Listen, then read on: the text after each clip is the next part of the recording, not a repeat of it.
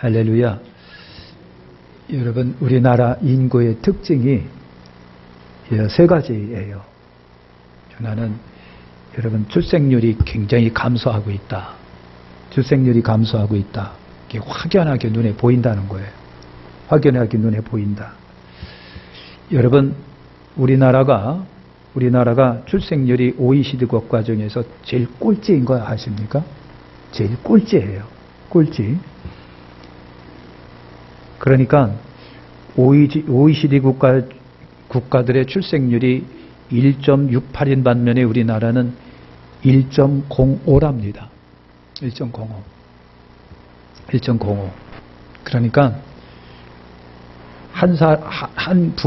젊은 부부가 결혼해서 하나를 겨우 낳는다는 얘기예요. 겨우 낳는다는 얘기예요. 겨우 낳는다. 그런 겁니다.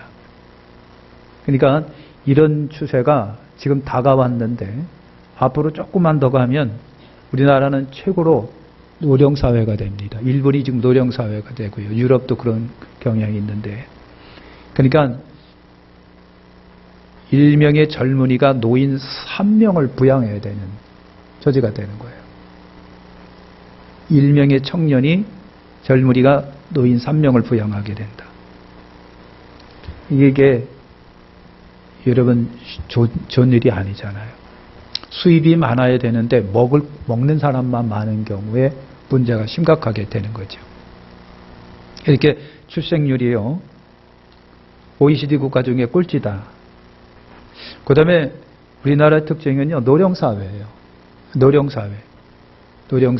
그러니까 여러분 노인들은 굉장히 많고 젊은이들은 없어요. 조금해요. 그러니까 우리나라 여러분 형태가 역삼각형 모양으로 이렇게 된 거예요.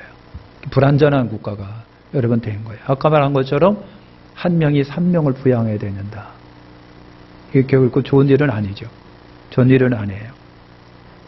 그런데다가 여러분 그렇게 아들을 좋아하는 거예요. 집을 아들 키워봐야 소용없는데 그렇게 아들을 좋아하는 거예요. 그러니까 생산할 수 있는 여성들이 줄어드는 거예요. 굉장히, 그러니까 이제 여러분 앞으로 여성들이 금값이에요. 금값.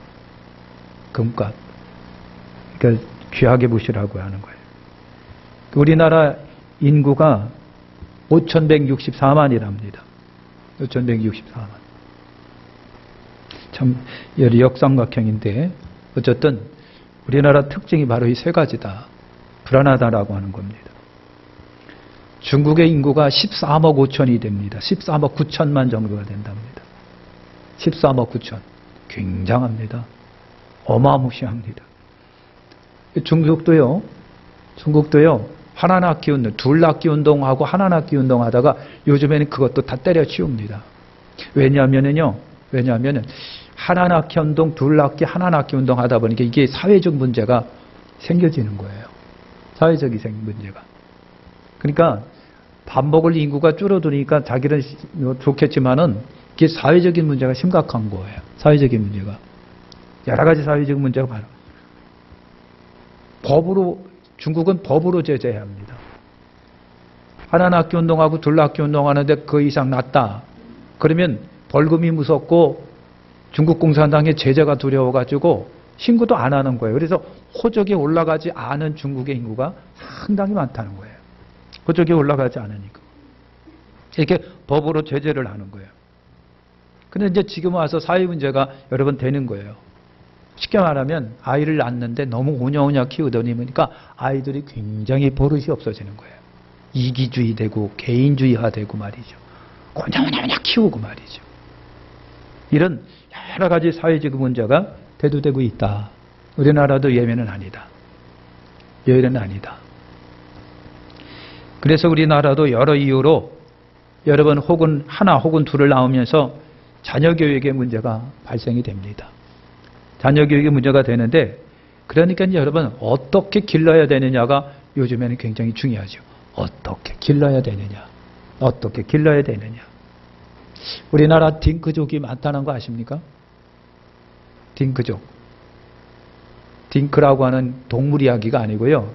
디크족이라고 하는 게 다른 것이 아니라 자신의 삶이 더 중요하다. 자식 낳는 것보다 우리끼리의 삶, 개인의 여러분 삶이 더 중요하다고 생각해가지고 그래서 자적 없이 살아가는 부부들이에요. 이것이 딩크족이라고 하는 거예요. 그러니까 우리나라가 요즘에 젊은 부부가 아이를 낳지 않는 이유가 보편적으로 4가지예요. 아니 크게 3가지인데 하나 더 플러스 시켰습니다. 4가지가 있는데 하나가 뭐냐면 가장 중요한 이유가 경제적인 이유예요. 경제적인 이유. 옛날 우리 부모님들은요 그런 거 생각하지 않고 그냥 낳았어요. 그냥 낳았어요. 지들끼리 치고받으면서 살고 그냥 뭐. 그래서 엄마가 낳았고냐 그러면야 큰애가 또 막내 기르고 둘째가 또 그 애 밑에 기르고 하면서 확 살았어요. 근데 요즘에는 경제적인 이유가 절대적인 이유예요. 맞벌이 하지 않으면 못 산다고 생각합니다. 맞벌이. 그런데 아이를 딱딱 낳아봐요. 그러면 두 사람의 수입이 하나로 딱 떨어지는 거예요.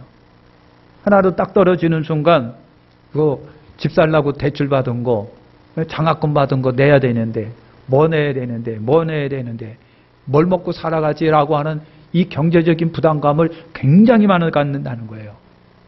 뿐만 아니라 여러분 자녀 교육시키는데 만만치가 않은 거예요. 학원을 여러분 뭐 3개씩 4개씩 학원비가 얼마인가요? 네? 우리 애기 엄마들 학원비가 얼마예요? 한 번 보낼 때 10만 원인가요? 20만 원인가요? 10만 원이라고 생각해 보세요. 잘 모르겠는데 학원을 4군데 시켜본다. 4군데로 돌아다니게 한다고 하더라도 40만 원이에요. 그것만이냐고요.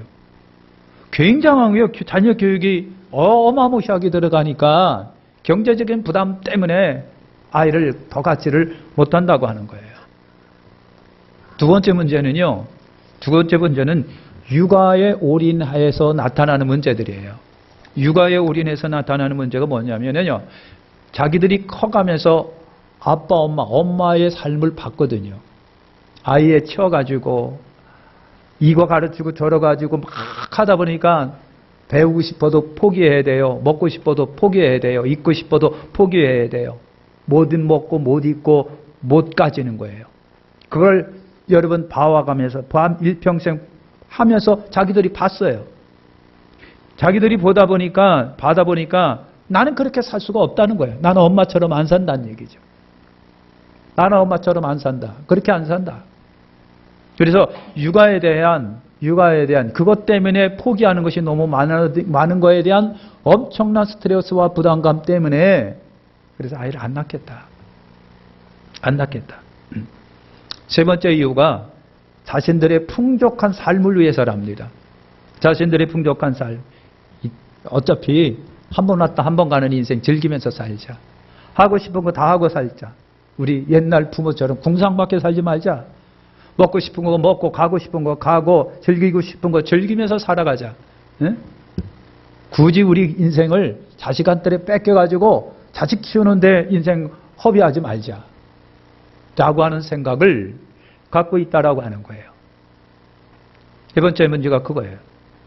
네 번째 문제가 있습니다. 한국일보에 보니까 그 문제가 또 네 번째로 등장합니다. AI 시대라고 합니다.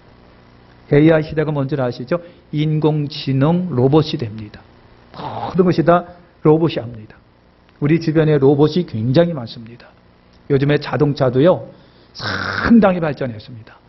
여러분이 타고 다니는 자동차가 여러분 20년 전보다도 얼마나 많이 성장하고 발전한지 여러분이 갖고 있는 자동차 기능을 제대로 사용하지도 못하고 그냥 폐차시켜 보내는 것들이 상당히 많은 거예요. 인공 로봇 시대입니다. 그리고 앞으로 로봇들이 일거리를 빼앗길 판인 로봇들한테 여러분 자동차 공장에 가면요 거의 다가 로봇이 전부 다 자동차를 만들어냅니다. 그냥 사람은 한두 사람이 그냥 이렇게 보기만 합니다. 옛날에는 전부 다 사람이 일일이 했던 것들이에요. 근데 지금은 전부 다 로봇이 합니다. 근데 앞으로 가면 갈수록 더 그럴 것이라고 하는 거예요. 인공 로봇이 요즘에는요 기가 막힌 로봇들이 많이 만들어지고 있어요. 사람과 똑같은 로봇들이 만들어지고 있습니다. 여러분 생각하는 것도 기능도 사람과 똑같은 로봇들이 상당히 많이 만들어지고 있어요. 그러니까 이 로봇에 의해서 일거리를 다 뺏길 거라고 하는 거예요. 뺏길 거. 우리 요즘도 그러는데 우리 자식 때에 가서는 로봇들한테 다 뺏길 것이다. 그러면 뭐 하고 살아가느냐? 그게 걱정인 거예요. 그래서 아이를 더 못 낳겠다. 로봇한테 다 뺏길 거니까. 여러분 이런 생각을 하고 있다라고 하는 거예요. 하고 있다라고 하는 거예요. 근데 여러분 우리나라가 뿐만 전 세계적으로 보면요. 수많은 직업들이 있다가 사라졌잖아요. 로봇 시대가 되면 또 사람이 할 수 있는 직업은 희한한 직업서부터 다양한 직업이 더 많이 나올 거예요. 30년 전의 직업이 예를 들면 36년의 직업이 100개라고 한다면 지금에 와갖고는요.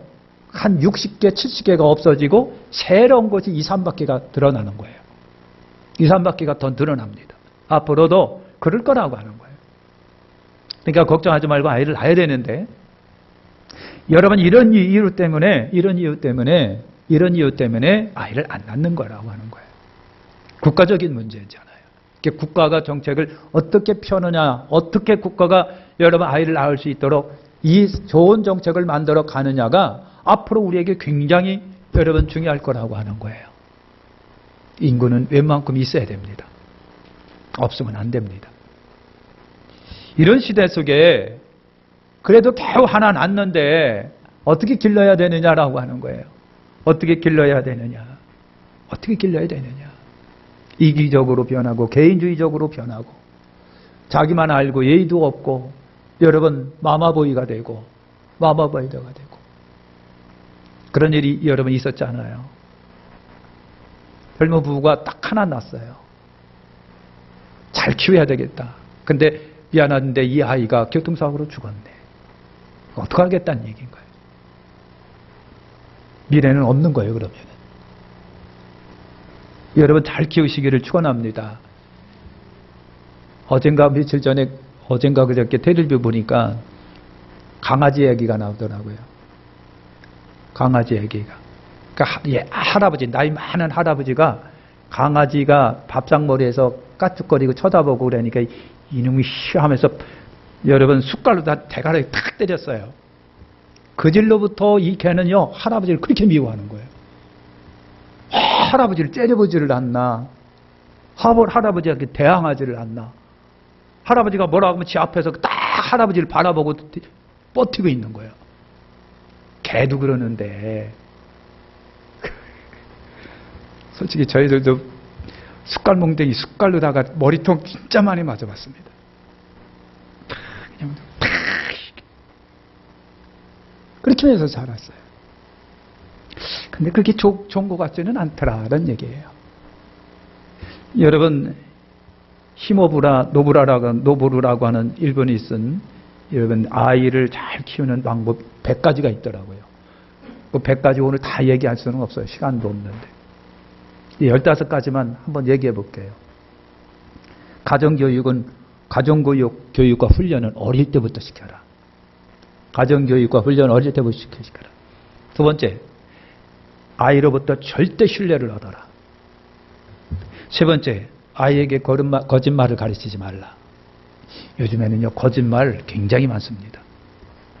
정치인들은요, 거짓말 선수예요. 기가 막히게 아주 눈 깜빡 안 하고 거짓말합니다. 무조건 거짓말하면 이기는 걸로 되어 있습니다.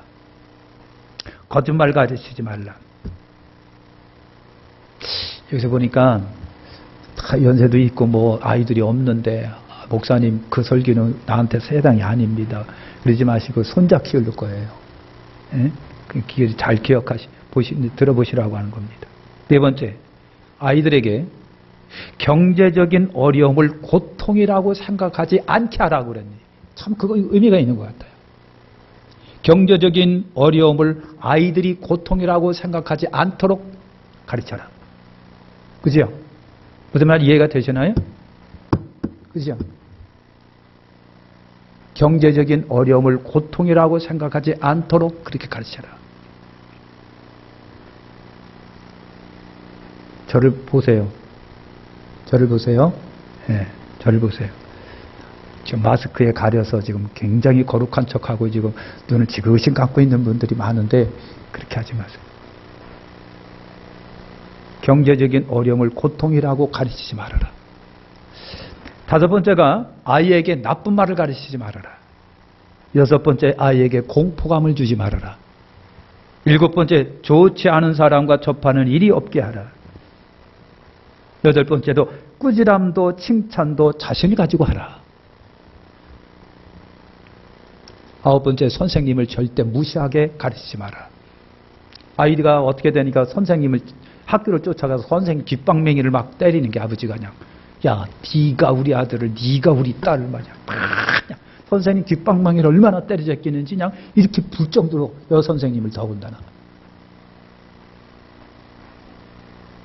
여러분 참 이렇게 하면 안 되는 거예요.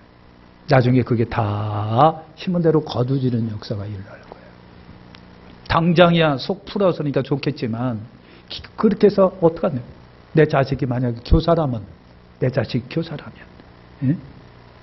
그 자식이 자라서 선생님이 됐는데 나중에 학부형한테 여기다 터져가지고 이빨 부러져서 선생님이 이빨 부러져서 와가고 그런다면 어떡하겠느냐고요. 아이에게 선생님을 무시하지 못하게 하라. 열 번째, 사람의 본심을 읽는 법을 가르치라. 이거 참 어렵긴 짝이 없는. 어떻게 사람의 본심을 읽을 수 있을까? 그 다음에 11번째, 아이의 동정심을 뺏지 말라. 12번째, 아이의 자존심을 상하게 하지 말라. 13번째, 아이가 사람을 의지하지 않게 하라. 그냥 사람 뭐라고 하면 사람을 절절 따라다니는 그렇게 하지 않도록 하라. 14번, 자유로이 키우되 방종은 허락하지 말아라. 15번째, 아이에게 규의를 어기는 것을 가르치지 말라. 아니면 아니다. 법인 법이다라고 하는 것을 가르치게 하라. 15가지입니다. 여기까지만 할게요. 사랑하는 성도 여러분, 우리 한번 따라서 합시다. 밥상머리 교육. 밥상머리 교육이 있어요. 유대인의 밥상머리 교육이 여러분 무슨 책에 보니까 있더라고요. 밥상머리 교육이라고 하는 거. 밥상머리 7가지. 그러니까 밥상머리 교육이라고 하는 것이 그냥 식탁에 앉아서 맛있게 밥을 먹으면서 주거니 받거니 얘기하는 거예요. 그 속에서 교육이 이루어지는 거라는 얘기예요. 밥상머리 교육. 근데 우리들 밥상머리 교육이 잘 안 돼요. 솔직히 고백을 하는 게 잘 안 돼요. 서로 각자 먹고 말이죠. 바쁘게 먹고 말이죠. 바바바바바바바바바바 하고 그냥 먹고 그냥 날라가 그렇게 바쁜 거예요. 밥상머리 교육. 7가지인데 첫 번째가 뭐냐면 나눔의 미학을 가르쳐라. 나눔. 그 유대인들 가정에는요, 채택하라고 하는 구제통이 하나씩 있답니다. 채택하라고 하는 구제통. 이게 가정마다 하나 있어갖고 여러분 남거나 우리 가정에는 필요 없는데 소중하거나 깨끗한 거나 그것도 갖다 구제통에 집어넣는 거예요. 언젠가는 이걸 반드시 다른 사람에게 희사하는 거예요. 기부하는 거예요. 이런 기부 문화를 처음서부터 밥상머리에서 가르친다는 얘기죠. 두 번째, 서로 축복하는 시간을 가지도록 하자. 축복하는 거예요. 밥상머리에서. 방법이 있습니다.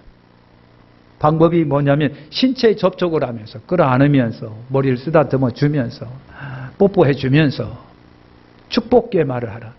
두 번째가 말로 하는 거예요. 말로 우리 아들 멋지네, 우리 딸 어떠네, 멋대네 하면서 축복의 말을 말로 하라. 자존감을 아이에게 높여주는 말을 하라. 이 아이의 긍정적인 장래를 얘기해 줘라. 그리고 축복을 이루기 위해서 헌신하도록 격려하라. 이것이 서로 축복하는 시간인 거예요. 밥상머리에서 신체적으로 말로, 긍정적인 말로, 미래를 보장하는 말로 하는 그런 거예요. 세 번째가 뭐냐면 진정한 감사를 가르쳐라. 진정한 감사를 가르쳐라. 밥을 주신 하나님께 감사하고 반찬이 나오도록 도와주신 하나님께 감사를 드리고 이 반찬을 만들기 위해서, 이 쌀을 만들기 위해서 헌신하고 수고한 이들에게 감사하고. 솔직히 우리 시장에 가면요, 10,000원, 왜 이렇게 비싸? 10,000원. 야, 이제 신경막이 다 올라가. 그런데 솔직히 말해서 10,000원을 그 사람이 나한테 딱 10,000원 주면서 너 이거 만들어 와봐. 그래봐요. 그 만원 갖고 되느냐고요.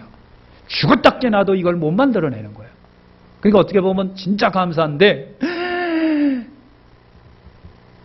아직까지 숨이 안 나와. 지금까지도.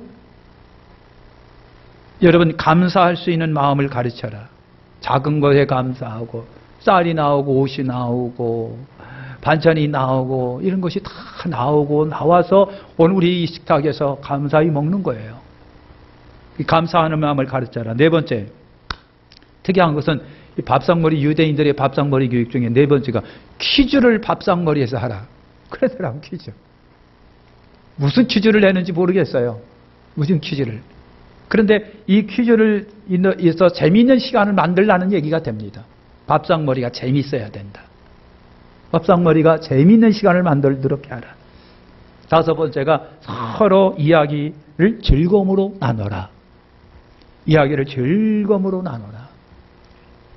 밥상머리가 전쟁터가 되고요. 삭막한 터가 되고요. 어떻게 하면 여러분 그냥 밥숟갈이 날라올까 막 눈치 보고 가면서 먹는 것이 아니라 감사와 기쁨으로. 지금이야 그렇지만요. 옛날 여러분 생각을 해보세요. 그냥 밥상머리에 7, 8이 앉아가지고 그냥 그 반찬 하나 있으면 그냥 슉슉 하고 싹 이렇게 치열했단 말이죠. 전쟁터가 아니고 치열한 전쟁터가 아니고요.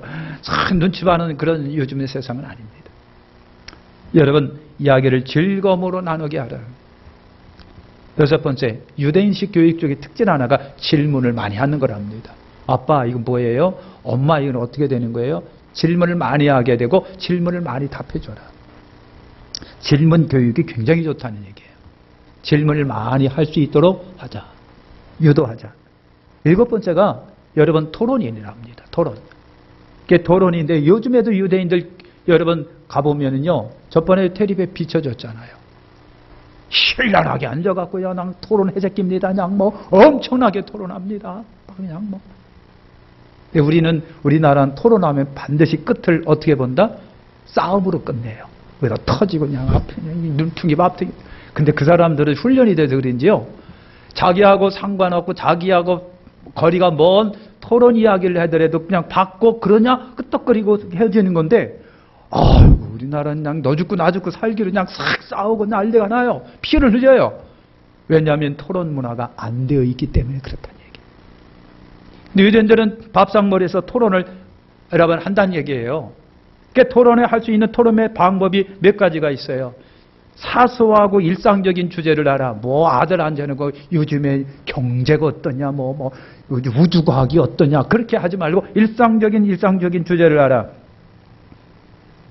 아이들 있고 어머니도 있고 아버지도 있고요. 그래요. 큰형도 있고.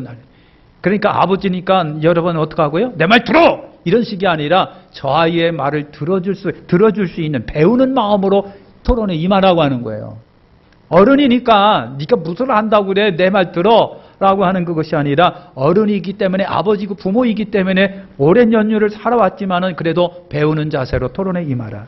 세 번째가 잘 들어줘라. 어차피 밥상머리이기 때문에 경청해라.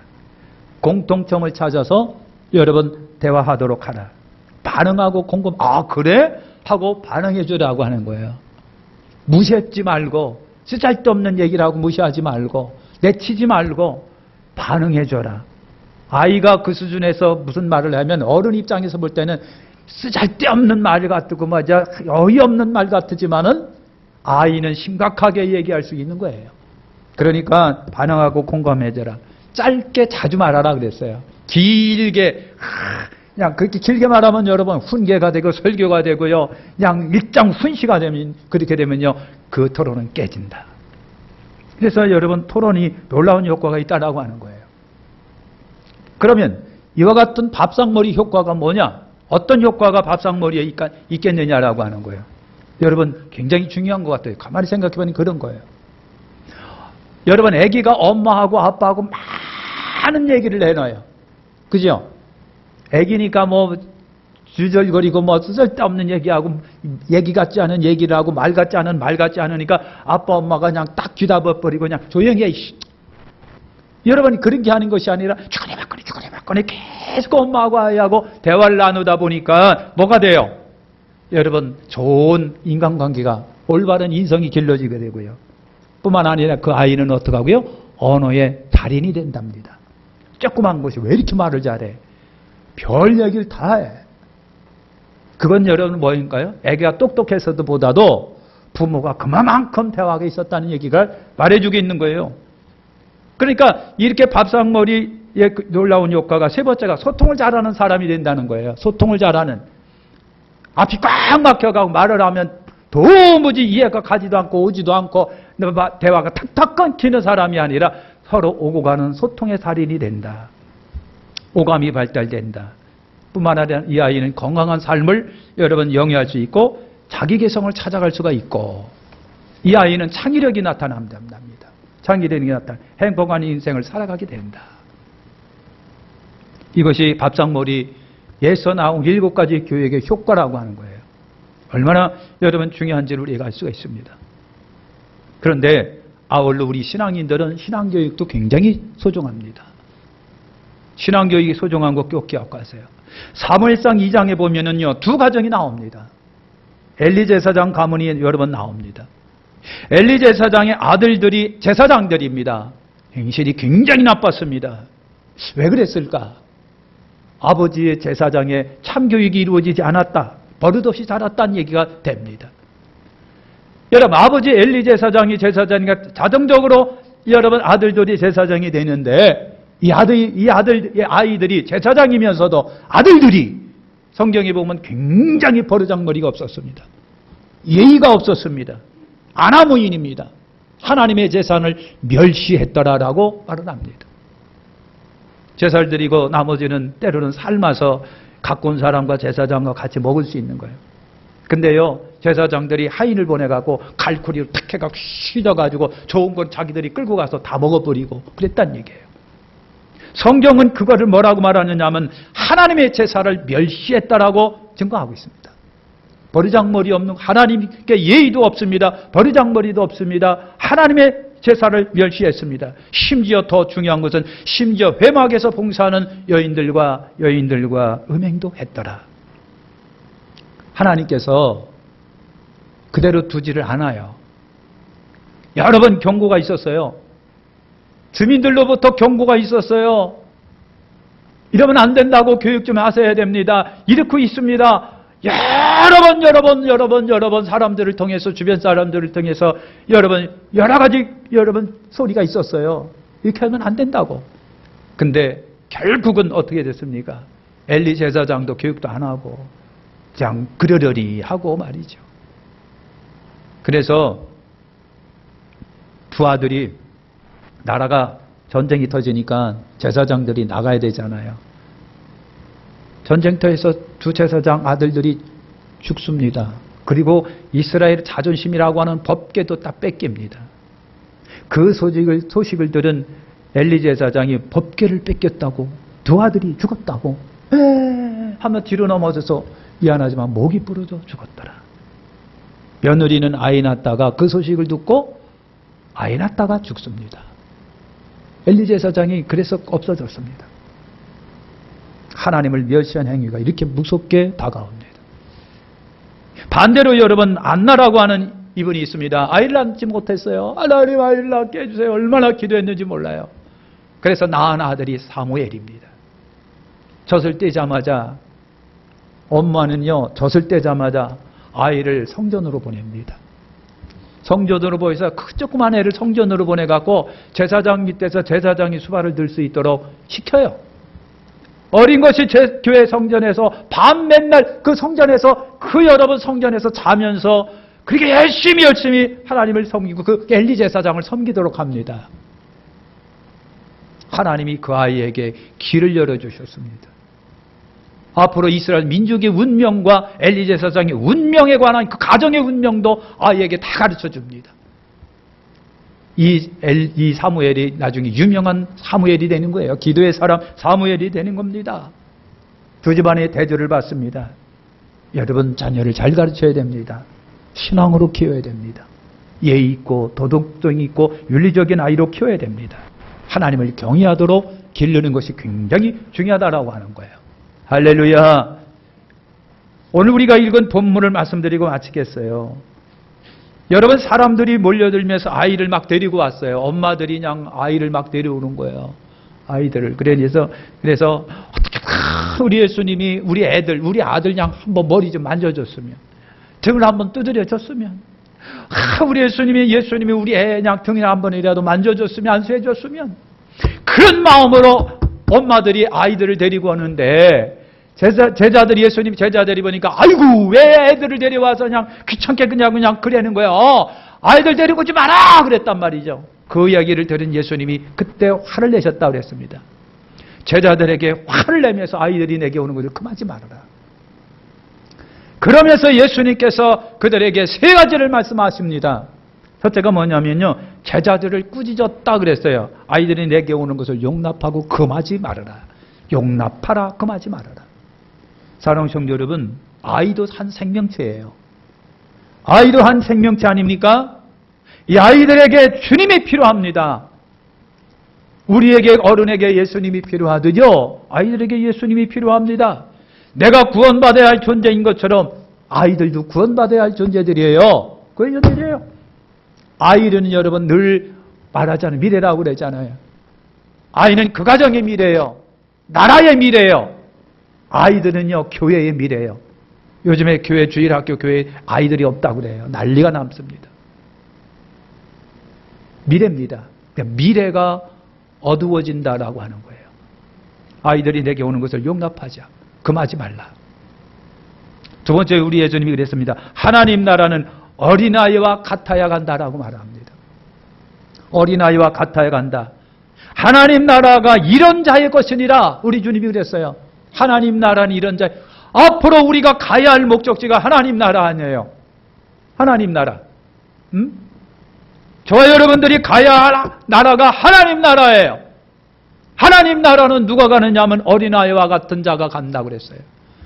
어린아이는 누구냐고요? 어떤 아이디어냐고. 가만히 생각해 보니까 아이들은 순수해요. 그지요? 순수해요. 거기에 꾸밈이 없고 가식이 없어요. 어른과 달라요. 두 번째, 어린아이들은요, 제대로 물들어 있지 않아요. 어른처럼 여러 탐욕이 있습니다. 탐심이 있습니다. 여러분, 교만이 있습니다. 거만이 있습니다. 음란이 있습니다. 그런 게 없어요. 아이들만큼은 아직도 제대로 물들어 있지 않는 그 마음이에요. 세 번째, 매우 아이들은요, 의지적이에요. 아빠, 엄마 그렇게 졸졸 따라다니고 막. 어떤 영화를 봤어요. 그냥 총알이 팍팍 날아오는데 물을 떠야 되겠는데, 그러니까 엄마가 조금 여기 있어. 너 여기 있어야 돼. 가면 안 돼. 엄마가 빨리 가서 물 좀 떠올 테니까 거기 있어. 엄마는요, 아이를 여기다 내버려 두고 싶어서 드린 것이 아니라 무섭기 때문에 총알이 날아오는 아이 죽을까 봐. 근데 아이는 어떡하고요? 싫어! 엄마하고 갈 거야. 싫어. 엄마가 답답해서 꿀방울 주면서, 야, 총알 나눴는데 죽으려고 그래? 여기 있어. 아니야, 엄마한테 갈 거야. 엄마하고 같이 갈 거야. 그럽니다. 답답하기 짝이 없는 거예요. 여러분, 이게 아이들의 엄마를 사랑하고 엄마를 좋아하고 엄마를 의지하고 싶은 의지의 마음이에요. 우리가 하나님께 그러냐고요. 오늘 우리가 예수님께 그러냐고요. 아이들은요, 의심이 없어요. 의심할 줄 몰라요. 그냥 꼬지고대로 따라요. 아이들은요, 잘 받아들입니다. 액면 그대로 받아들여요. 여자 조그만 아이들이 그냥 율동하면서 기도하고 또 그냥 찬송하는 거 보면 얼마나 귀여운지 몰라요. 그대로 다. 아이들이 그러기 때문에 이런 자라 천국 이런 자의 것이니라 그랬어요. 우리가 그러냐고요. 아버지 어머니들이요, 그러냐고요. 어른들이요, 아리와 같은 이런 순수합니까? 죄로 물들어 있지 않습니까? 의지적입니까? 의심할 줄 모릅니까? 잘 받아들입니까? 천국은 이런 자의 것이다. 예수님이 세 번째, 하나님 나라는 어린아이가 받들듯 해야 한다 그랬어요. 하나님 나라를 어린아이같이 받들지 않는 자는 그랬습니다. 어린아이같이 받들지 않는 자. 아이들은요, 믿는 데 있어서 액면 그대로 다 편견 없이 의심 없이 여러분 무시하지 않고 그냥 다 이렇게 받아들여요. 어른이 물은 말을 하면 그대로 다. 선생님이 뭐라고 하면 그대로 다 받아들여요. 그대로 받아들여요. 아이들은요, 사업하시는 분들이 우리 교회는 안 그래서 감사합니다만, 여러분 대형 교회 보면 사업하는 사람이 그렇게, 대형 교회는 정치인들이 많습니다. 여의도 교회 굉장히 많습니다. 소망교회도 막 광선이 있나라도 뭐. 왜? 표 때문에, 표 한 장 때문에 그냥 엄청 정치인들 중에 여러분 교회 다니는 사람 굉장히 많아요. 뭐 안수 집사도 많고 집사도 많고 굉장히 많아. 왜? 표 때문에. 지대로 교회도 안 나가면서. 이건 뭘 말씀하냐면 교회를, 예수 믿는 교회 이거를 수단으로 생각하지 않는, 수단으로 여러분 생각하는 것을 말하는 거예요. 자기 이익을 위해서, 자기 표를 위해서, 자기 사업을 위해서. 그러나 우리 아이들은 그렇지가 않다는 얘기예요. 우리 아이들은 그렇지가 않다. 아이들은 수단으로 생각하지 않는다. 이런 마음을 가진 자가 하나님의 나라에 들어간다는 얘기입니다. 마치겠습니다. 여러분 신앙교육 중요합니다. 학교교육 중요합니다. 가정교육 매우 중요합니다. 교회교육 더 중요합니다. 더 중요합니다. 여러분 미래는 아이들에게 있다는 얘기죠. 그러니까 인구가 감소된다는 얘기는 미래가 어려워진다는 얘기죠. 교회가 여러분 아이들이 줄어든다고 하는 얘기는 뭡니까? 미래가 어려워진다는 얘기가 됩니다. 여러분 얘기 됩니다. 아이가 없다라고 하는 것은 그 가정의 미래가 없다는 얘기가 또 됩니다. 여러분 참 그렇습니다. 자녀 교육 굉장히 중요합니다. 어른 세대가 미래를 희망 있게 맞이하려고 여러분 지금 지혜롭게 자녀를 잘 교육시켜야 됩니다. 자녀를, 제가 이런 말을 하면 젊은이들 뭐라고 하는지 몰라도 아이를 낳아야 합니다. 아이를 낳아야 합니다. 이거는 여러분 스스로를 위해서도 그런 겁니다. 여러분 스스로를 위해서. 오늘 여러분 어린이 주일인데요. 좀 생각을 해보시면서 미래인 어린아이들을 위해서 생각할 수 있는 여러분, 어떻게 하면 잘 멋지게 훌륭하게 가르칠 수 있을까를 생각해보는 저와 여러분들이 되시기를 예수님의 이름으로 축원합니다. 기도합니다. 하나님 아버지 감사합니다.